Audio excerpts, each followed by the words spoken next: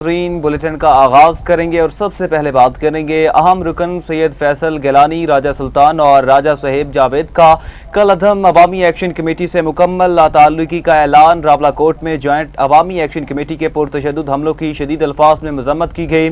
فیصل گیلانی نے کہا، کل عدم جوائنٹ ایکشن کمیٹی معصوم شہریوں کے خون سے ہولی کھیل رہی ہے۔ ہم عوامی مفادات کے لیے کل عدم جوائنٹ ایکشن کمیٹی کا حصہ بنے تھے، لیکن بدقسمتی سے یہ اپنے اصل راستے سے بھٹک چکی ہے۔ راجہ سلطان اور راجہ صہیب جاوید نے کہا، ہم پہلے بھی انتظامیہ سے تعاون کرتے رہے، آگے بھی کریں گے۔ شوکت نواز میر خواجہ مہران ارشد کے خلاف بغاوت اور ریاست مخالف سرگرمیوں کے الزامات پر باضابطہ قانونی کارروائی کا آغاز۔ حکومت آزاد کشمیر کا شوکت نواز میر کی تقاریر اور تحریروں کے حوالے سے تحقیقات کا حکم۔ ضلعی پولیس سربراہان کو تحقیقات مکمل کر کے متعلقہ عدالت میں چالان پیش کرنے کی ہدایت۔ شوکت نواز میر، عمر نذیر کشمیری، خواجہ مہران ارشد اور سردار امان کے گرد گھیرا تنگ۔ حکومت نے چاروں کی گرفتاری میں مدد فراہم کرنے پر 1 کروڑ روپے کا انعام مقرر کر دیا۔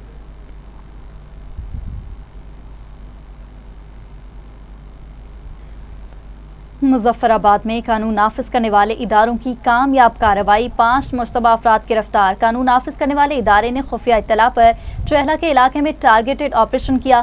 گرفتار افراد کے قبضہ سے لیپ ٹاپ، موبائل فونز اور مواصلاتی آلات برآمد۔ ڈیجیٹل آلات سے مشکوک روابط اور حساس نوعیت کا مواد سامنے آیا۔ دوران تفتیش ایک ملزم کی نشاندہی پر بڑا اسلحہ ذخیرہ برآمد ہوا۔ 7 خودکار ہتھیار، متعدد گرینیڈز اور دیگر جنگی سامان قبضے میں لے لیا گیا۔ حساس تنصیبات کے نقشہ اور حملے کے منصوبے بھی برآمد۔ دشمن خفیہ ایجنسی کے ساتھ مبینہ روابط کے شواہد بھی تحقیقات کا حصہ ہے۔ فتنہ الخارج بھارت اور کل عدم عوامی ایکشن کمیٹی کا گٹھ جوڑ بے نقاب۔ افغانستان میں فتنہ الخارج اور بھارتی خفیہ ایجنسی را کے لیے سرگرم۔ خارجی شہزاد کے کل عدم ایکشن کمیٹی سے روابط۔ خارجی شہزاد کی ویڈیو اور آڈیو منظر عام پر آ گئی۔ خارجی شہزاد افغانستان سے بھارتی تحریر کردہ بیانیہ پڑھ کر کل عدم عوامی ایکشن کمیٹی کو ہدایت دی گئی۔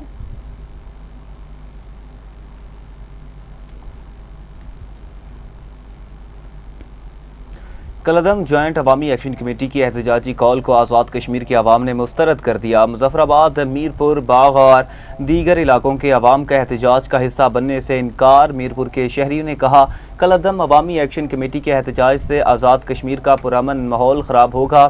احتجاج پر تشدد ہوا تو دشمن فائدہ اٹھائے گا، شرپسندی کی اجازت نہیں دی جائے گی۔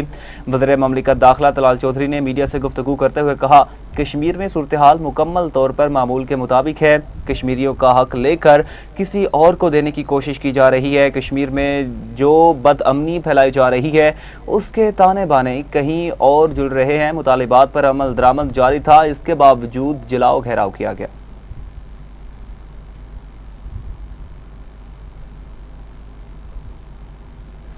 آگے بڑھتے ہوئے کچھ بات کریں گے بجٹ کے متعلق۔ بجٹ 12 جون کو پیش کیے جانے کا امکان۔ وفاقی وزیر طارق فضل چودھری نے ایکس پر پیغام میں لکھا، قومی اسمبلی اور سینٹ اجلاس کل طلب کرنے کی سمری صدر مملکت کو بھجوا دی گئی ہے۔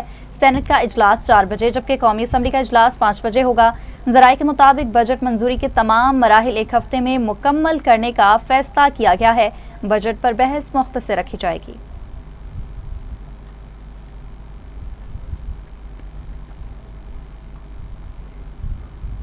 خسارے کا شکار ریاستی ملکیتی اداروں کی نجکاری ہماری ترجیح ہے۔ وزیراعظم کی بجلی تقسیم کار کمپنیوں کی نجکاری کا عمل تیز کرنے کی ہدایت۔ شہباز شریف کی زیر صدارت ڈسکوز کی نجکاری کے حوالے سے جائزہ اجلاس۔ وزیراعظم نے کہا، نجکاری کے عمل کو شفاف طریقے سے مکمل کیا جائے، نجکاری کے بعد مضبوط ریگولیٹری فریم ورک بنایا جائے۔ وزیراعظم سے زرعی شعبے کے سٹیک ہولڈرز کے وفد کی ملاقات ہوئی۔ شرکاء سیڈ پالیسی اور زرعی اصلاحات کا خیر مقدم۔ حکومت کی سیڈ پالیسی زرعی شعبے کے لیے گیم چینجر قرار دیا گیا۔ وزیراعظم نے کہا، زرعی شعبہ معیشت میں انقلابی تبدیلی لانے کی صلاحیت رکھتا ہے۔ زرعی شعبے کی ترقی کے لیے ماہرین پر مشتمل کمیٹی بنانے کی ہدایت۔ فی ایکڑ پیداوار بڑھانے اور ویلیو ایڈیشن پر توجہ مرکوز کرنے کی ہدایت۔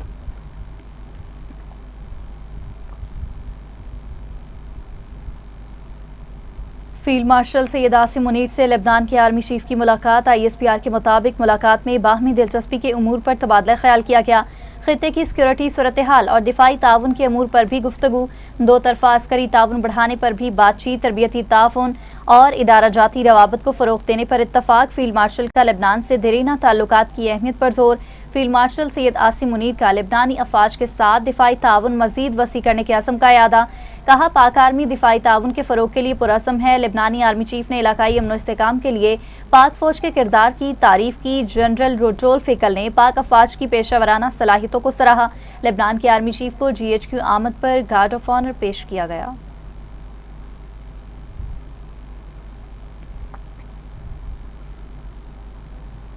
بحرین نیشنل گارڈ کے کمانڈر کی GHQ راولپنڈی آمد۔ ISPR کے مطابق فیلڈ مارشل سید عاصم منیر سے کمانڈر بحرین نیشنل گارڈ کی ملاقات ہوئی۔ علاقائی سیکیورٹی صورتحال اور باہمی تعاون پر بھی تبادلہ خیال کیا گیا۔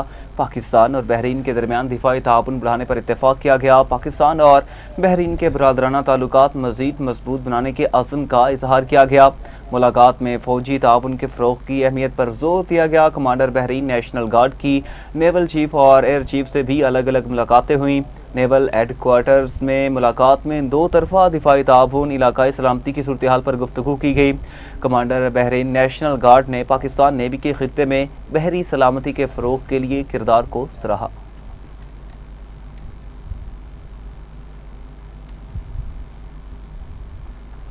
امن دشمنوں کے خاتمے کا مشن سیکیورٹی فورسز کا بلوچستان کے ضلع بسیمہ کے علاقہ نال میں آپریشن 14 دہشت گردوں کو ان کے انجام تک پہنچا دیا۔ متعدد زخمی۔ ISPR کے مطابق دہشت گردوں کی 4 گاڑیاں اور بارودی مواد کو بھی تباہ کر دیا گیا۔ فائرنگ کے تبادلے میں لانس حوالدار محمد عباس شہید ہو گئے۔ دہشت گرد پولیس اسٹیشن بینکوں پر حملوں کی منصوبہ بندی کر رہے تھے۔ اطلاع ملنے پر فورسز کی جانب سے فوری کارروائی کی گئی۔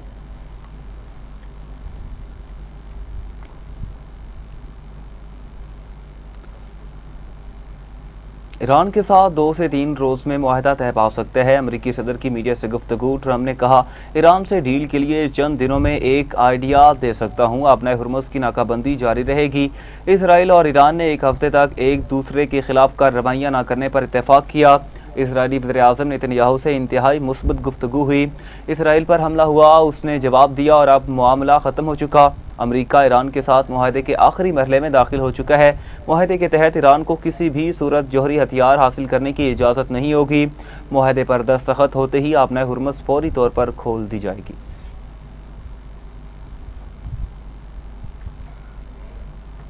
امریکہ سنجیدگی دکھائے تو مذاکرات پر کوئی اعتراض نہیں۔ ایرانی پارلیمنٹ کی قومی سلامتی کے سربراہ ابراہیم عزیزی کا CNN کو انٹرویو۔ کہا ایران اور امریکہ کے درمیان بداعتمادی کی فضا موجود ہے۔ واشنگٹن کو مذاکرات کے لیے ہمارا اعتماد بحال کرنا ہوگا۔ ایران کو امریکہ بالخصوص صدر ٹرمپ کی جانب سے سنجیدگی نظر آئی تو مذاکرات کریں گے۔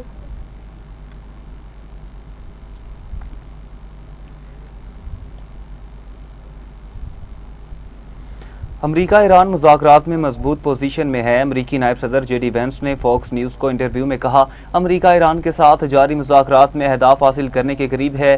ایران جنگ مزید جاری نہیں رکھنا چاہتا۔ میرا خیال ہے وہ مذاکرات کی میز پر آ رہے ہیں اور سنجیدہ تجاویز پیش کر رہے ہیں۔ اگر ہم اس معاہدے پر پہنچ جاتے ہیں تو یہ امریکی عوام کے لیے بڑی کامیابی ہوگی۔ ہمارا بنیادی مقصد ایران کے جوہری پروگرام کو محدود کرنا ہے۔ اسرائیل اس معاہدے سے متفق ہو یا نہ ہو، امریکہ پالیسی پر قائم رہے گا۔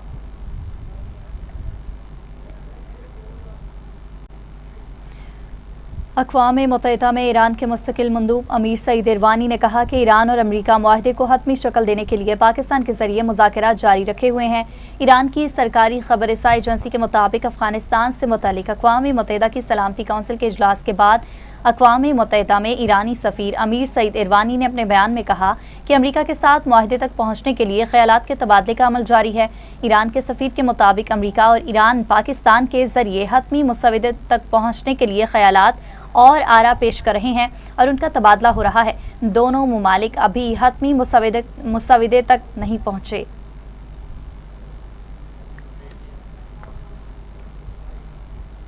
اور ناظرین بلیٹن میں واپس آئیں گے اس بریک کے بعد، ہمارے ساتھ رہیے گا۔ ویلکم بیک ناظرین، ابھی آپ کو بتائیں ایرانی نائب صدر رضا عارف نے کہا دشمن نے کم سے کم وقت میں ایرانی رد عمل کی تلخی کا مزہ چکھ لیا۔ ایرانی نائب صدر رضا عارف نے کہا ایران کے بھرپور حملوں کے بعد اسرائیل جنگ بندی کی بھیک مانگنے پر مجبور ہوا۔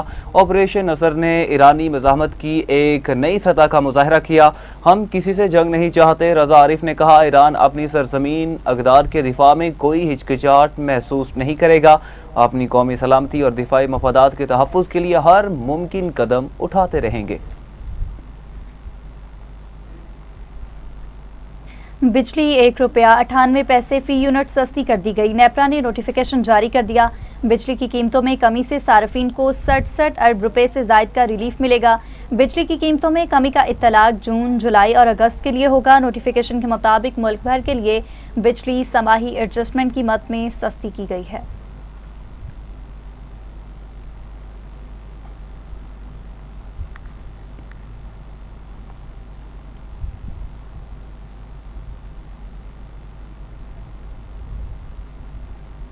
گلگت بلتستان انتخابات کے 5 حلقوں کے انتخابی نتائج روک لیے گئے۔ حلقہ جی بی اے 8 اسکردو کے 10 پولنگ سٹیشنز کے نتائج کالعدم قرار دیے گئے۔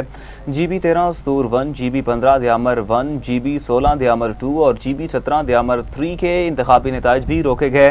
چیف الیکشن کمشنر راجہ شہباز نے کہا 5 حلقوں کے چند پولنگ سٹیشنز پر دوبارہ پولنگ ہوگی۔ ری پولنگ 15 جون کو ہوگی۔ دوبارہ پولنگ مکمل ہونے کے بعد حتمی نتائج جاری کیے جائیں گے۔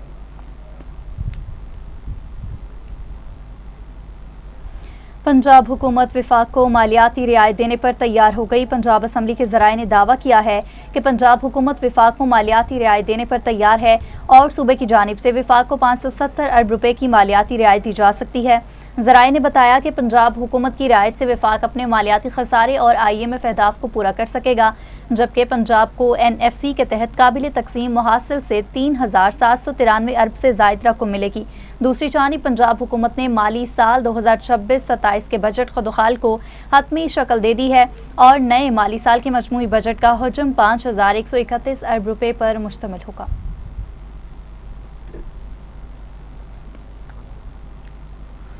میرے جماعت اسلامی پاکستان حافظ نعیم الرحمان نے مطالبہ کیا کہ مقامی حکومتوں کو مکمل بااختیار بنایا جائے اور آئندہ وفاقی بجٹ میں کراچی کے بنیادی مسائل خصوصاً پانی، ٹرانسپورٹ اور روزگار کے مسائل کے حل کے لیے عملی اقدامات کیے جائیں۔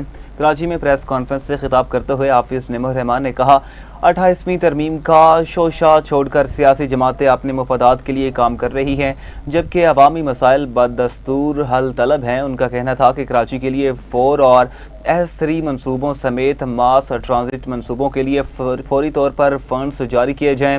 K4 منصوبہ جس کے ذریعے 260 ملین گیلن پانی فراہم کیا جانا تھا تاحال مکمل نہ ہو سکا۔ امیر جماعت اسلامی نے مزید کہا کہ کراچی میں 653 سرکاری نشستیں خالی ہیں لیکن ان پر بھرتیوں کے لیے مناسب اقدامات نہیں کیے جا رہے۔ اگر بجٹ میں عوام کو حقیقی ریلیف نہ دیا گیا تو جماعت اسلامی بجٹ کے اگلے روز ہڑتال کے اعلان پر غور کر سکتی ہے۔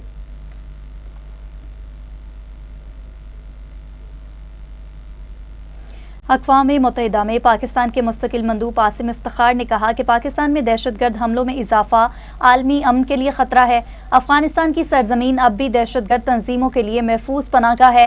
اقوام متحدہ میں پاکستان کے مستقل مندوب عاصم افتخار نے سلامتی کونسل میں افغانستان کی صورتحال پر اجلاس سے خطاب کرتے ہوئے کہا پاکستان نے انسانی ہمدردی، سیاسی روابط اور تجارت کے لیے متعدد اقدامات کیے۔ طالبان حکومت سے خونریزی ختم ہونے اور امن کی امید تھی۔ مزید کہا امید تھی طالبان وعدوں کی پاسداری کرتے ہوئے ذمہ دار انتظامیہ بنیں گے۔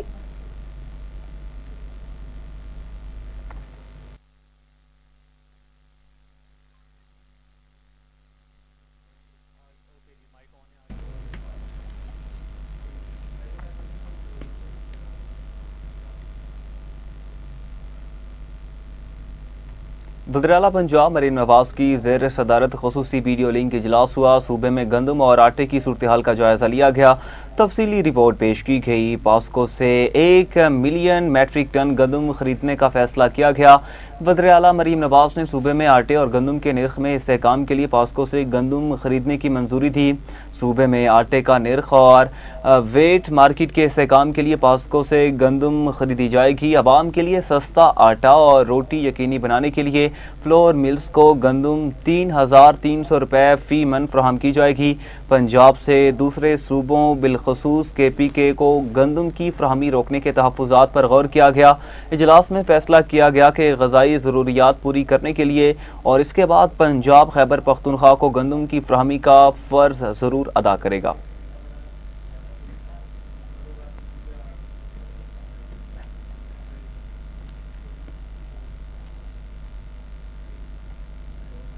शदीद गर्मी, सूरज का पारा हाई, शदीद गर्म मौसम में बर्फ की मांग में गैर मामूली इजाफा।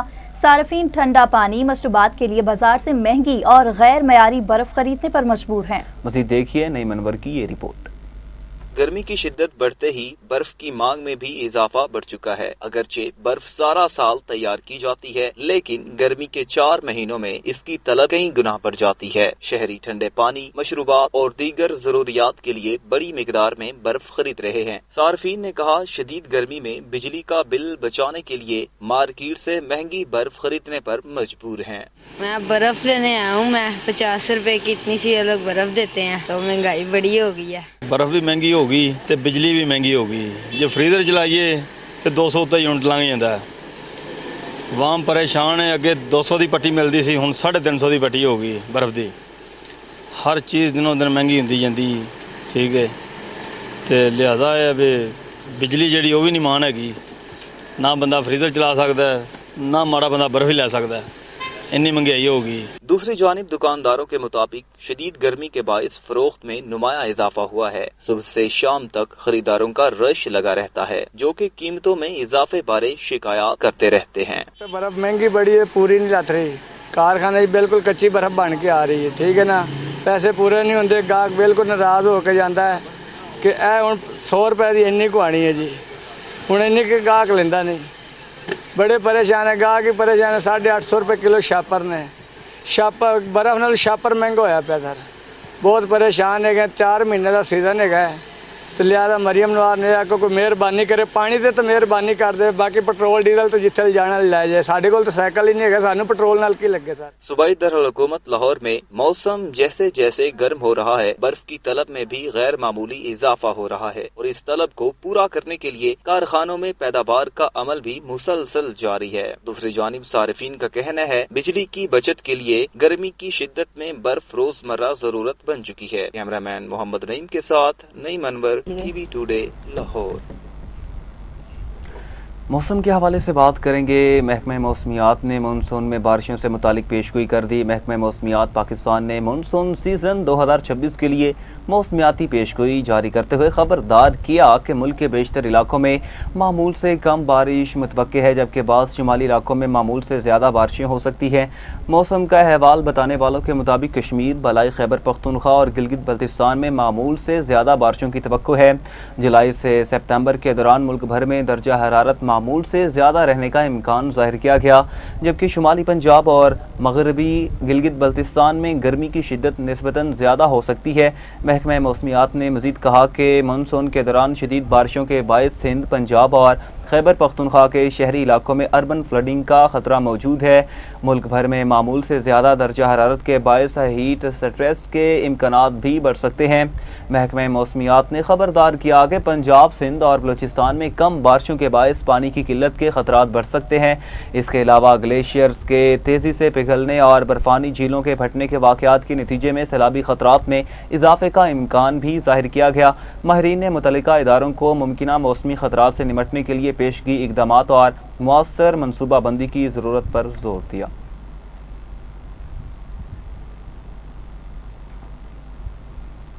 पाकिस्तान क्रिकेट बोर्ड के बड़ों की अहम बैठक जुमा और हफ्ता के रोज़ होगी। ज़राए के मुताबिक चेयरमैन पीसीबी मोहसिन नकवी जुमा और हफ्ता को अहम मुलाकातें करेंगे। अहम इजलास में तब्दीलियाँ और नई तकर्रियों का फैसला किया जाएगा।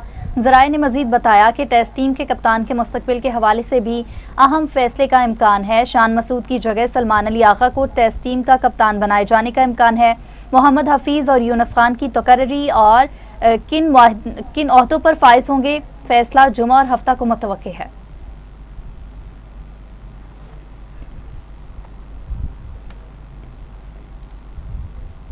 आईसीसी ने कज़ाफ़ी स्टेडियम और लॉर्ड्स की पिच को गैर तसल्ली बख्श करार दे दिया। कज़ाफ़ी स्टेडियम और लॉर्ड्स क्रिकेट ग्राउंड की पिच को एक डीमेरिट पॉइंट दिया गया।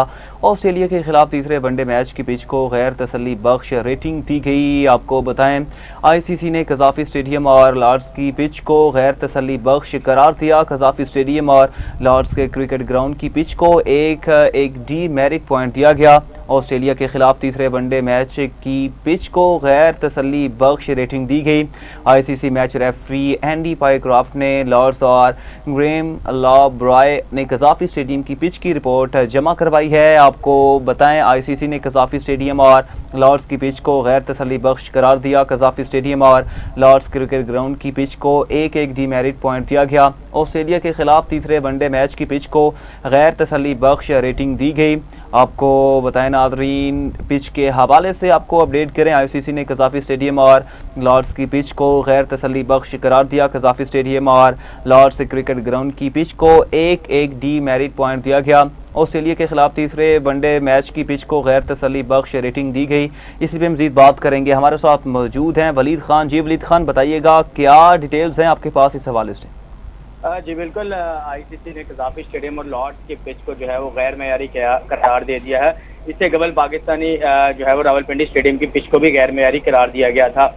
قذافی اسٹیڈیم اور لارڈس کے گراؤنڈ کی پچ کو 1-1 ڈی میرٹ پوائنٹ بھی دے دیا گیا ہے۔ آسٹریلیا کے خلاف تیسرے ون ڈے میچ کی پچ کو بھی غیر تسلی بخش ریٹنگ دی گئی ہے آئی سی سی کی جانب سے۔ آئی سی سی میچ ریفری اینڈی پائیکرافٹ نے لارڈز اور گریم لیبرو نے قذافی اسٹیڈیم کی پچ کی رپورٹ جمع کروائی ہے۔ قذافی اسٹیڈیم کی پچ لو تھی۔ میچ ریفری کا کہنا ہے کہ ایسی پچز پر رنز بنانا شدید مشکل ہو جاتا ہے اور یہ پچز جو ہیں وہ ون ڈے انٹرنیشنل میچز کے مطابق نہیں ہوتی۔ اس پر جو ہے وہ دونوں بورڈز کو آگاہ کر دیا گیا ہے اور اس کے بعد جو ہے وہ دونوں بورڈز کے پاس یہ آپشن موجود ہے کہ وہ جو ہے 14 دن کے اندر اندر اپنی اپیل دائر کر سکے۔ جی اپیل دائر کر سکے۔ بہت شکریہ ولید خان آپ کا۔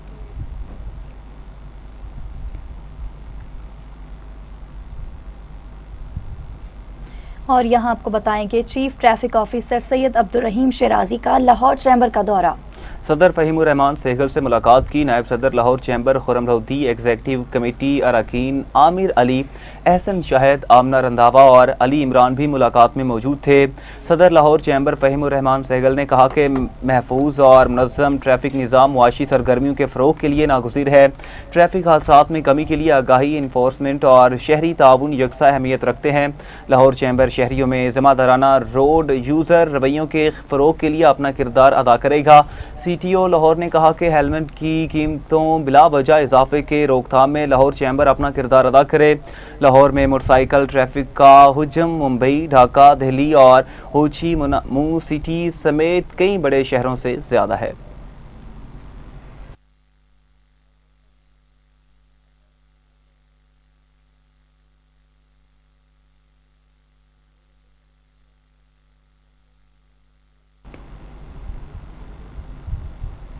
اسی کے ساتھ ہی نیوز اسٹوڈیو سے فی الوقت اتنا ہی۔ مزید خبروں کی تفصیلات اور اپڈیٹس کے لیے دیکھتے رہیے ٹی وی ٹوڈے نیوز۔